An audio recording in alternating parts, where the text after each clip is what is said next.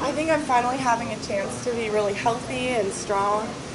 Just built from short course season into long course, and year after year being at Louisville, and finally was able to put together a solid race that we've really worked hard for and trained for. If you could raise your hand so we can get you a mic so we can pick up the audio.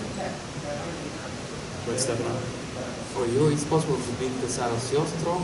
How are you preparing for Rio final? I haven't had a chance to meet Sarah yet, so I'm really looking forward to it. Really admire her a lot and studied her butterfly, and so it's going to be a lot of fun with her and the other world-class flyers. So hopefully we can make some new friends and put a good race together. Mike?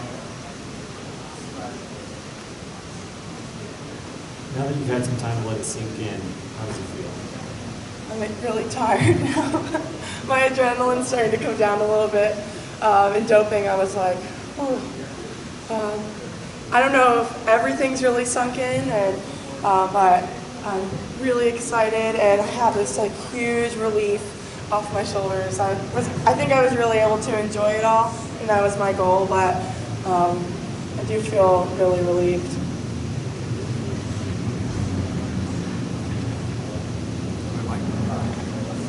How has Arthur's coaching helped you in the butterfly? There's been a real progression in the last couple of years from you.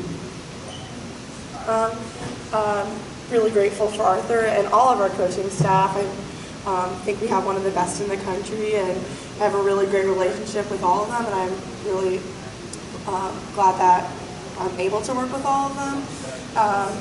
And I think our program, we're able to be really personalized with each person. So sometimes I'm sprint, sometimes I'm mid, and we've been able to work really well together. Whenever I get stressed, Arthur is able to calm me down, and look up to him as a father figure too. So Louisville was definitely the right choice for me, and I'm glad that God had put me here. David? Kelsi, you and Andrea both had huge nights. I saw you guys walking in together, and you obviously had that moment, and she had hers getting into the 100 breast final. What was it like to see her, do that right after you did, and then that moment where you guys, reunited afterwards? Yeah, Andrea's my roommate and my co-captain this past year, and seen her work incredibly hard. And I was able to watch her 100 breaststroke. She told me she wasn't going to watch mine because then she would get too emotional before hers, but just like embracing her after her race was just super emotional, and I'm just so proud of her and so pumped to watch her tomorrow. She deserves it, and she's earned that spot in that final. Personally for you, have the emotions started to ebb a little bit? Because it was, understandably a very powerful moment there when you touched the wall. Yeah, even beforehand it was emotional.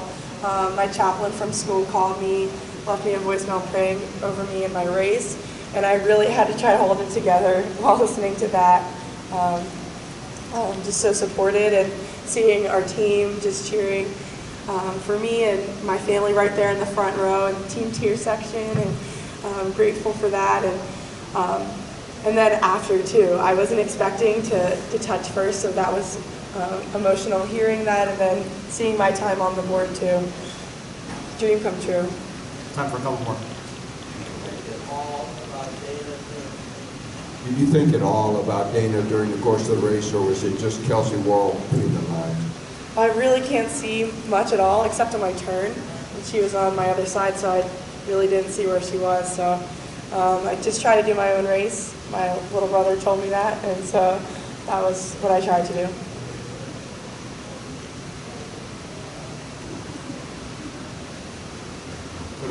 Go to Mike and then David, and then we'll let Kelsi go rest.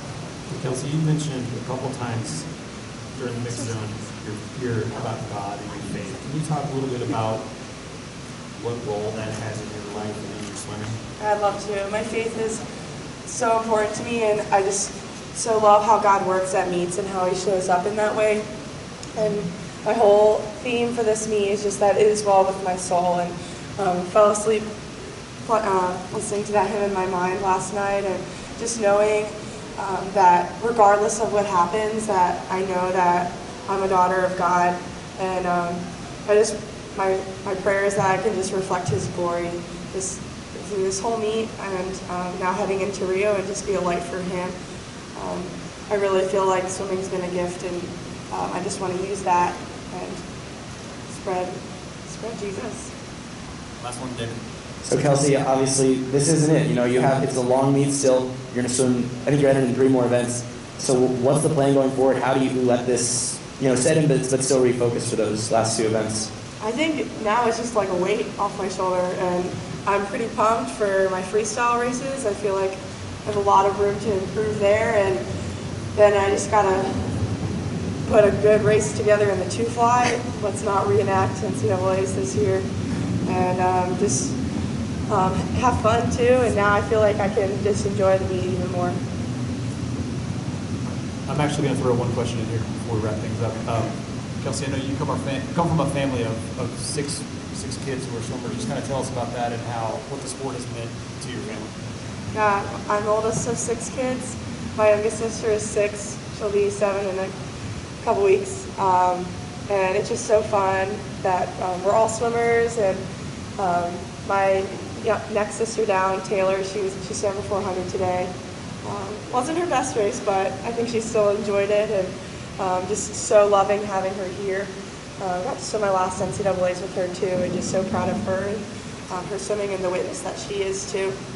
And I love just the way that my parents have supported us through it all and never tried to coach us, and just loved us through everything. So unfortunately, my youngest siblings had to be distributed across the country because some of my parents could be here, and they're not here, but